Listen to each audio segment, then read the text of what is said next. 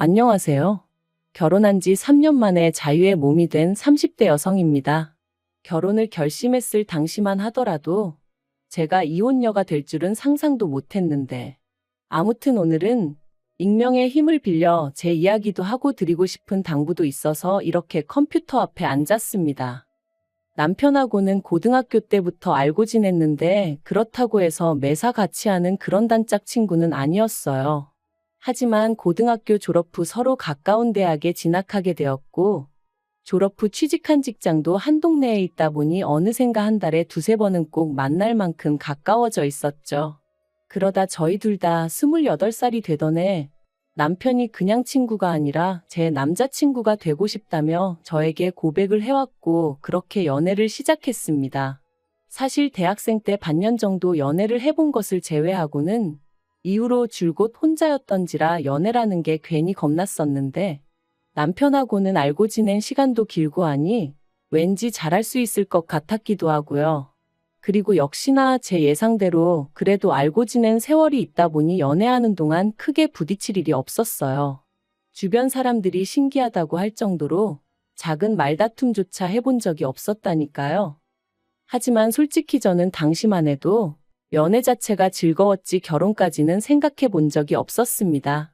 20대 후반이었기에 그렇게 결혼이 급하다고 생각치 않았거든요. 주변에 결혼한 친구들도 많이 없었고. 그런데 남편은 자기는 나이든 부모가 되고 싶지 않다며 결혼을 하면 생활이 안정될 거다. 생활이 안정되고 마음이 편해지면 지금 하고 있는 일들이 2배, 3배로 잘 풀릴 거다.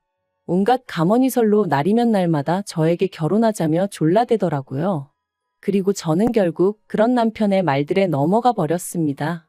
그때는 정말로 남편이 저를 많이 사랑해서 그런다고 생각했거든요. 저도 남편을 많이 사랑했고요. 하지만 결혼을 하고 나니까 남편이란 사람이 달라진 건지, 아니면 처음부터 제가 남편을 잘 몰랐던 건지, 저희는 하루가 멀다 하고 부딪히기 시작했어요.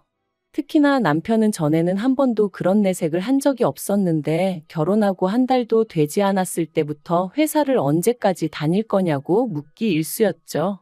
제가 그게 무슨 말이냐 하면 자기가 돈을 못 버는 것도 아니고 자기 부모님, 그러니까 시부모님이 가진 재산도 많으니 집에서 편히 쉬었으면 좋겠다 했고요. 그리고 이렇게만 들으면 아마 다들 제가 배가 불렀다고 할지도 모르겠지만 저는 남편의 그런 말들이 그렇게 좋게 들리지 않았습니다.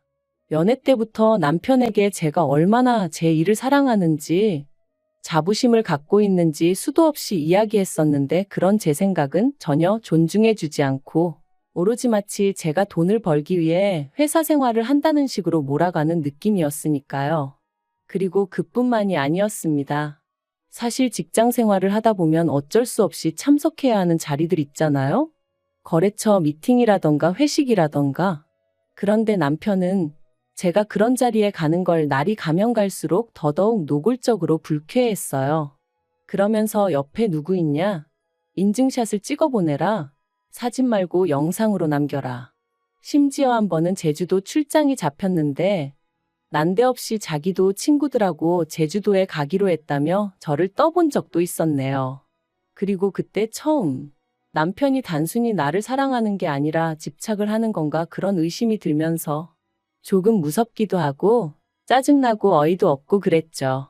부부 사이의 존중과 믿음은 그 어떤 것보다 중요하다고 생각했는데 남편과 제 사이에는, 아니 적어도 남편이 저를 생각하는 방식에 있어선 그 둘 중 한 가지도 없는 것 같았으니까요. 아무튼 그런 다툼이 반복될수록 저는 저대로 더더욱 회사 생활에 몰두했습니다. 막연하게나마 남편과 갈라서게 된다면 나에게 남는 건 이혼녀 딱지와 커리어뿐이다 싶었거든요. 그리고 제가 그럴수록 남편은 남편대로 제가 자기를 무시한다고 생각했던 건지 더 심하게 저를 못 살게 굴었고, 정말이지 끝없는 무한반복이 따로 없었네요. 그래서 결국 결혼한 지 2년 차가 되던 때 남편에게 차라리 이혼하자 했습니다. 우리는 결혼 전이 지금보다 더 행복했고 더 즐거웠던 것 같으니 지금이라도 제자리를 찾자고, 서로 밑바닥까진 보여주지 말자고요. 그런데 남편이 이혼이라니 가당치도 않다며 저를 잡았습니다. 제가 그렇게 힘들어하는 줄 몰랐다며 자기가 달라질 테니까 한 번만 더 기회를 달라나요? 그런데 기회를 줄지 말지 확답을 주기도 전에 시댁에 일이 터졌습니다. 남편에게는 1살 어린 여동생 신우가 있었는데 그 신우가 죽었거든요. 신우는 시부모님과 남편뿐만 아니라 저에게도 싹싹하고 다정한 사람이었어요. 그리고 이제서야 말이지만 그런 신우가 있었기에 저로서는 상대적으로 시부모님을 대하는 상황에 있어 부담이 덜했던 게 사실이에요. 그런데 그런 신우가 언젠가부터 산에 오르면 가슴이 탁 트이는 것 같아서 비로소 숨을 쉬는 기분이라더니 그렇게 좋아하던 산에서 세상을 떠날 줄은 몰랐습니다. 나쁜 선택을 한 건 아니었고 같이 간 사람들 말로는 발을 헛디뎠대요. 그래서 미끄러졌는데 하필이면 거기가 절벽 같은 곳이었다고요. 그리고 시부모님은 종교적 신념이 있으신 분들이셨기에 어떤 이유로든 부검은 못한다, 안 한다 하셨습니다. 그래서 그렇게 신우를 보내줬어요. 그리고 갑자기 이런 일이 생기다 보니 남편과 제 이혼 이야기도 흐지부지 되었습니다. 비록 남편과 잦은 다툼으로 이미 사랑이란 감정은 식어버린 지 오래였지만 그래도 10대 시절부터 이어져 온 인간 대 인간으로서의 정이라고 해야 할지 남편을 차마 혼자 둘 순 없었거든요. 그래서 남편 마음이 어느 정도 안정이 될 때까지만 곁에 있어주겠다 했어요. 남편도 알겠다고 고맙다고 했고요. 그런데 제가 쓸데없는 오지랖을 부렸던 걸까요? 이런 마음가짐이 제 자신을 더 고달프게 만들 줄은 상상도 못했습니다. 신우가 그렇게 떠나고 한 반년은 정말 시댁이고 저희 집이고 찬바람이 쌩쌩 부는 듯했어요. 특히나 시댁의 경우 아버님이 우울증 증세를 보이시면서 상황은 더욱 악화되어만 갔죠. 어머님은 당신도 힘들어 죽겠는데 어쩌라는 거냐며 아버님에게 걸핏하면 목소리를 높이시는 듯했고 심지어 한 번은 아버님을 향해 그릇을 집어 던지시기까지 하셨습니다. 그리고 그 일로 아버님은 경찰을 불렀고 그땐 정말 6.25 때 난리는 난리도 아니라는 말이 실감이 날 정도로 집안이 엉망이었죠. 그리고 상황이 그렇게 되자 남편이 저더러 염치가 없는 줄은 알지만 당분간만이라도 시부모님과 함께 지내면 안 되겠냐 하더라고요. 저렇게 계속 두 분만 뒀다간 무슨 일이 터져도 터질 것 같다면서. 그러면서 남편이 제 앞에서 어린애처럼 엉엉 우는데 참으로 뭐라고 위로를 해야 할지 모르겠더라고요. 하지만 안쓰러운 건 안쓰러운 거고 그렇다고 합가라니 도무지 엄두가 나지 않았습니다. 남편 하나 보고 있는 것도 숨이 턱턱 막히는데 합가라니. 어떻게 들릴지 모르겠지만 생각만 해도 속이 미식거리는 게 도저히 안 되겠대요. 그래서 남편더러 그건 못한다 안 된다 했습니다. 그랬더니 남편이 어머님 아버님이 얼마나 힘들어 하시는지 옆에서 보고도 그렇게 말할 수가 있냐면서 너무 서운하다는 거예요. 하지만 엄밀히 말하면 그런 부모님을 살펴드리는 건 자식인 남편이 할 일이지 저는 아니라는 생각이었습니다. 물론 제가 남편과 사이가 좋았다면 며느리도 자식이란 말처럼 나섰을지도 모르겠지만 남편과의 사이도 이미 망가질 대로 망가진 상황에서 제가 굳이 왜 그런 노력을 해야 하나 싶었던 거죠. 하지만 그런 제 의사와는 관계없이 합가까지는 아니었지만 시부모님은 사시던 집을 파시고는 저희가 사는 아파트 바로 옆동으로 이사를 오셨어요. 그리고는 그때부터 고역스러운 일들의 연속이었습니다. 어디서부터 어떻게 이야기를 해야 하나 싶은데 저를 딸이라고 부르기 시작하셨어요. 그리고는 걸핏하면 저더러 건너오라 하셔서는 신우가 살아있을 때 당신들에게 무엇을 어떻게 어떤 식으로 잘했는지 이야기하시며 이제 제가 그렇게 해줬으면 좋겠다고 하시더라고요. 참고로 어머님 아버님 두 분 다 남편과 제 사이에서 이혼 이야기가 나왔었다는 것도 알고 계신 상황이었는데 말이죠. 그래서 제가 그런 건 남편에게 이야기하셔야 한다니까. 걔는 아들이라 아무것도 모른다면서 이제 당신들은 제가 딸이다 생각하고 살 테니 그런 줄 알라나요? 어이가 없었죠. 멀쩡하게 저는 제 친정부모님 두 분 다 계신데 난데없이 제 부모가 되겠다 하시니 그리고 저는 고민 끝에 이건 아니라는 결론을 내렸습니다. 그래서 남편에게 헤어지자고 했어요. 이제 당신이 정신 차리고 어머님 아버님을 살펴드려야 할 때라고. 내 할 일은 끝났다고요. 그랬더니 남편이 또다시 하루는 울고불고 매달렸다가 하루는 온갖 욕을 해대다가 사람을 정말 미치게 하는 거예요. 그리고 제가 이런 모진수모를 겪으면서도 버티고 있었던 건 솔직히 버텼다기보다는 갈 곳이 마땅치가 않았어요. 친정어머니는 예전부터 심장이 좋지 않으셨기에 충격을 드리고 싶지 않았거든요. 그래서 어떻게든 최대한 제 선에서 일을 마무리 짓고 때가 되면 조심스레 천천히 알려드릴 생각이었던 거죠. 그런데 남편이 이런 제 상황을 약점으로 생각하고 그런 식으로 나올 줄은 꿈에도 몰랐습니다. 제가 이혼의 뜻을 굽히지 않자 결국 남편은 체념한 듯이 알겠다고 했고, 그렇게 저는 말 그대로 비로소 자유의 몸이 되겠구나 싶은 생각에 얼마나 후련했는지 몰라요. 그런데 그런 대화가 오가고 바로 이튿날이었습니다. 친정아버지한테 전화가 걸려왔는데 친정아버지가 이게 다 무슨 소리냐면서 방금 최서방이 왔다 갔다는 거예요.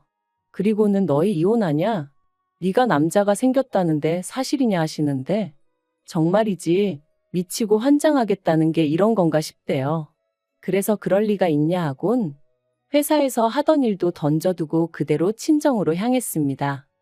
친정에 도착하니 친정어머니는 충격으로 누워 계셨고 친정아버지께선 남편이 와서 짓거린 헛소리들을 저에게 전해주셨어요. 그리고 당연히 그 안에는 거짓과 날조가 잔뜩 섞여 있었죠. 그래서 저는 그동안 엄마 아빠가 걱정하실까봐 말을 못했는데 사이가 안 좋았던 게 사실이라고 하지만 결코 내가 바람을 폈다거나 그런 일은 없다. 그렇게 설명을 했죠. 그러자 친정아버지도 당신 딸이 그럴 리가 없을 거라고 믿고 있었답니다. 하지만 어찌나 저희 남편이 목에 핏대를 세우고 달라들던지 사실이 아니면 저렇게까지 화가 날 리가 있나 싶기도 했다며 저한테 미안하다고 사과하시더라고요. 그래서 아니다, 오히려 그런 놈을 알아보지 못하고 결혼하겠다고 든 제가 이 딸이 바보 같았다. 이런 일로 심력 끼쳐드려서 죄송하다 했죠. 그리고는 친정어머니께도 잘 말씀드리고 그렇게 저는 친정부모님한테서까지 이혼 허락을 받았습니다.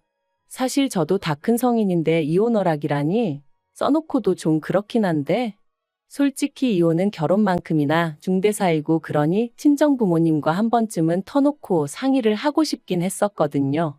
그래서 친정부모님이 너 편할 대로 너 행복할 것 같은 선택을 해라 하셨을 때 비로소 안심이 되더라고요.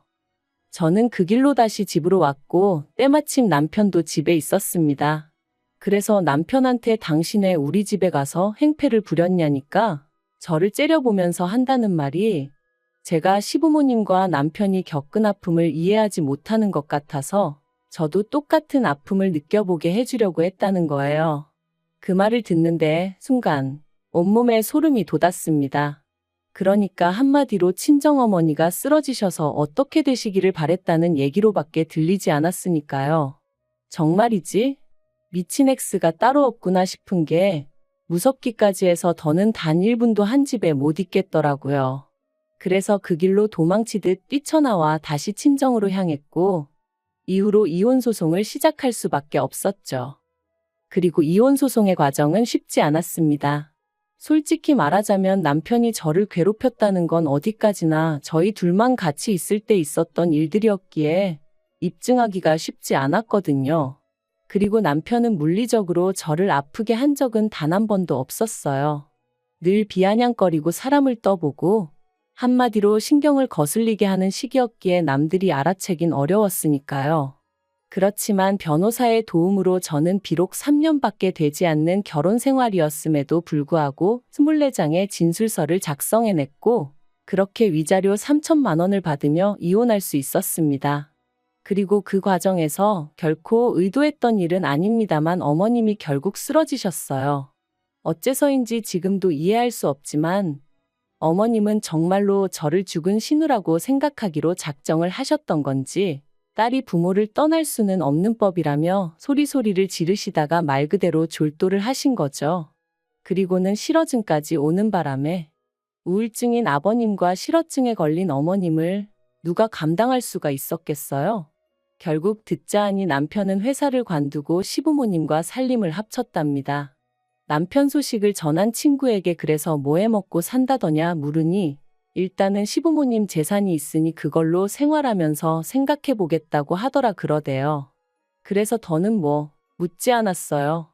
솔직히 말하면 남편이 저희 친정어머니에게 했던 짓거리를 생각하면 측은지심은 개뿔, 지옥에나 가라고 하고 싶은 생각이었지만 한편으론 어머님이 쓰러지신 게 혹시 나 때문인가 하는 죄책감이 조금은 있었거든요.